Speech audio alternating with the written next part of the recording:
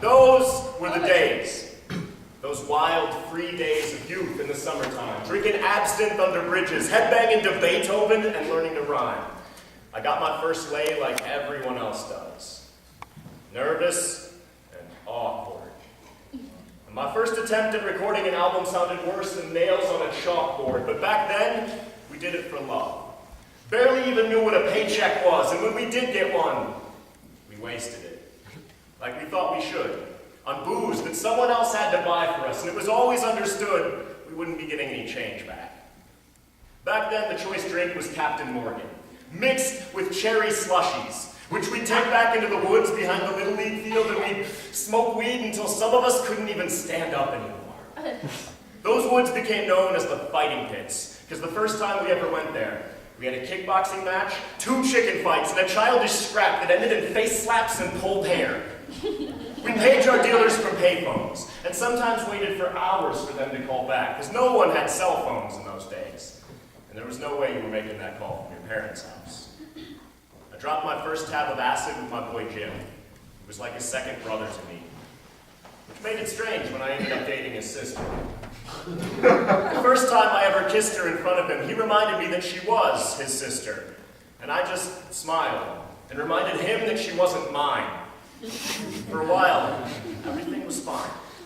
I introduced my 2 best friends and they ended up falling in love. And when they broke up nearly 3 years later, I lost my faith in the above, but we were all destined to grow apart, they told me. No reason to let it break your heart, they told me, but I wasn't about to let that console me then. And when my first love left me, I let the tears flow out of my pen. See, that's how it all began. I can't walk across a bridge without thinking about the time we crossed one the hard way, navigating the arches underneath to avoid the cops. And I'll never forget the time we walked through the park planting herb crops. I'll say a prayer for the kid who got shot, and one for the kid who did himself.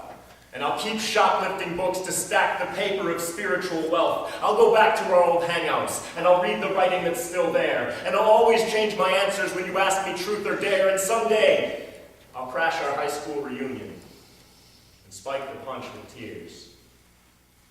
Maybe our eyes will meet. We can melt away the years.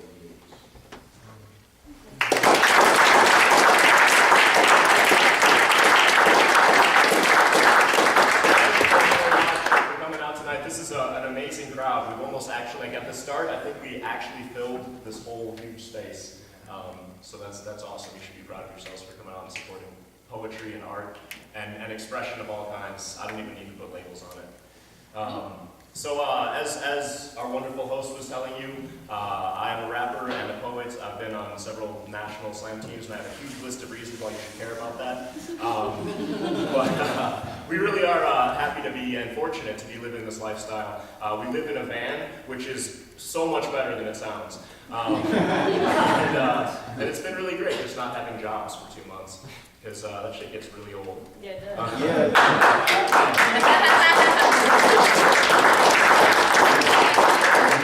So our sole source of income for the 2 months has been what we get paid to do shows like this and what we can sell books and CDs. And since this is our last show, and we'd much rather leave you guys with a book and or a CD than not, make us an offer. We normally sell them for 10, but if you can afford anything at all, we'd be more than happy to give you signed copies of both. So this is a little something that you won't find on my CD because I wrote it to a technique. And, so the RZA couldn't make it, but I'll drop it.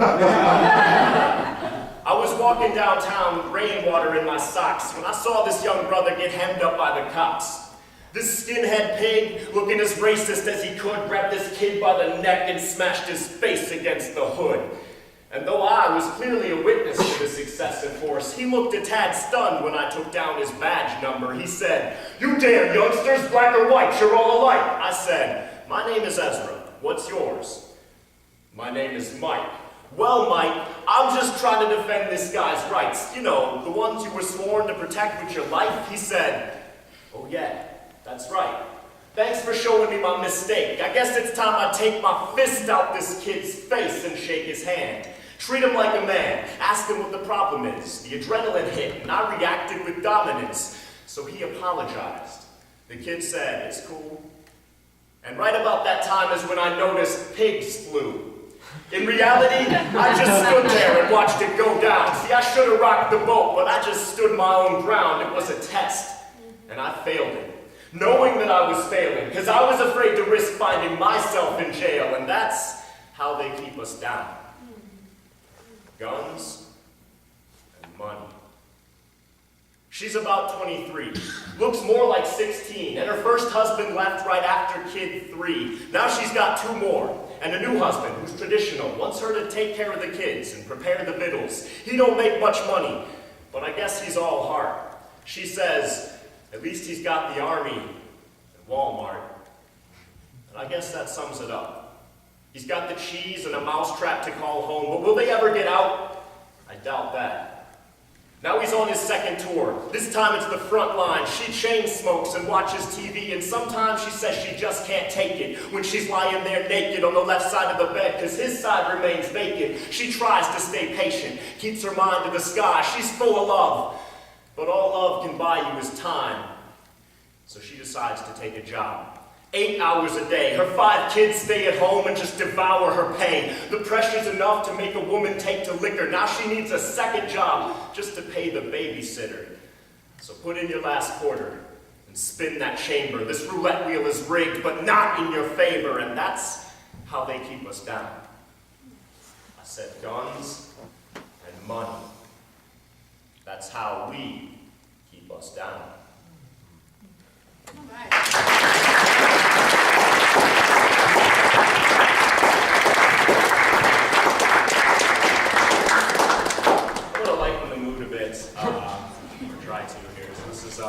It's kind of my favorite, so I'll do this. There's one last piece for y'all before I bring Alice back up for our grand finale, in which we will thoroughly defile the rest of the temple that has not already been defiled. Or tried. See, afterwards, she told me about this guy she used to date. Once, when he was trying to get into her pants, he waxed poetic. Baby, you're my house. I want to come into you. He laughed so hard, she laughed so hard, he put on his shirt and left, never to speak to her again. See, it just goes to show, bad poetry never gets you laid. Being the linguistic nerds that we were, we decided to break down his metaphor. Baby, you're my house. You are cavernous. Yeah, stifling. I want to leave you and come back to you on a daily basis. 20 years, I will own you outright. When I can afford it. Food inside you? I go to the bathroom several times a day. We came up with a few more that were even better, involving dogs and multiple friends coming in the side of the house, and we laughed, fucked, and got high and watched sketch comedy together before parting ways with a single chaste kiss. And you know, it was only much later I realized one of the most fulfilling relationships I've ever had was one in which the word relationship was never uttered. In the beginning, we were like 2 magnets pointing the wrong way, just awkwardly bouncing off of this aura that held us apart until we finally flipped and came inextricably together. She had the quirky charm only seen in pale imitations on the silver screen, like Natalie Portman in Garden State, only not incredibly fucking annoying. She had the surprisingly unabashed sexuality that only slightly neurotic trash TV addicts can carry with grace. Like she only came alive behind closed doors. And maybe that's because I was her house. A comfortable, familiar place where she could just be without being made to feel self-conscious by friends and family, convinced she was a lesbian because she didn't shave her armpits. Sure, she was throwing her life away by working for nonprofits, while I told her it was noble. Maybe not secure. Practical, but noble. The last I heard from her was an email sent from Seattle telling me she was pregnant. She said she hoped it would happen like on TV. She would consider an abortion, only to be saved by a convenient miscarriage, followed by the realization she really wanted a baby after all. It would end with her staring out the window, just rubbing her empty tummy. I would have called you Emily. together. Even in the most dire circumstances, she could still crack an abortion joke with the best of us. Maybe love doesn't always have to be expressed in words. Maybe sometimes it's as simple as getting high and watching sketch comedy together. Or parting ways with a single chaste kiss. Thank you. Thank you for that, too. Anyone here aborted? Almost. I think I've been aborted in like 6 or 7 past lives, but I thugged my way through this time. So here I am. So please welcome for our grand finale, please welcome back to the stage, Miss Ezra Stead.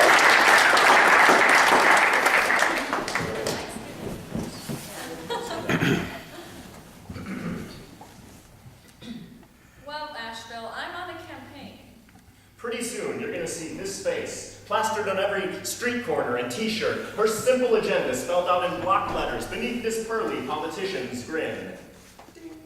Ladies, It'll say, the people need to watch you masturbate.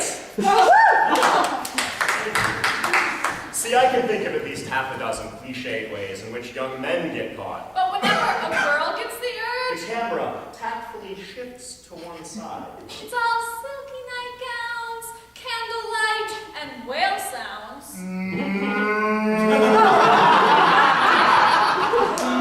So I've been laying out my campaign materials and pushing them on every single member in Congress. But first, a public service announcement. Picture this. Dad bursts in on his little girl, Honey, dinner. and she's got one hand mysteriously buried beneath the blankets, all lady fingers and cream, while the other holds up a picture of the cheerleading team. Or picture us standing outside a bathroom door. Little brother dances furiously, one hand on his crotch, as we fade through the woodwork, blinded by the steam that clears just enough to see. One hand stabilizing her against the wall as the other thrusts the shower head down between her thighs and she Whispers a prayer. to water pressure. This campaign is for Michelle. who swore up and down that she'd never ever done it, For Coral. who asked why her clitoris was so hard to find, Annalie. who at 23 claimed she'd never gotten off, And Ruby. who at 5 years old was bright and bold enough to do it. Publicly. She worked high up on the monkey bars at the daycare where I worked, that proud creature legs wrapped tight around one lonely bar. These are the women who make up her team. Together walk off door knocking with stacks of pamphlets that rate kitchen utensils on their ability to massage the cervix. Diagrams that describe how to properly wash your vegetables to avoid infection. And my own personal rant about how the stranger isn't just for men. Together we'll march on the Capitol. Arm in arm! Picket signs held high. We'll teach our sisters that it's cool to tiptoe through the tulips. Knock, knock, Asheville! She's coming. Hard! Are you with us?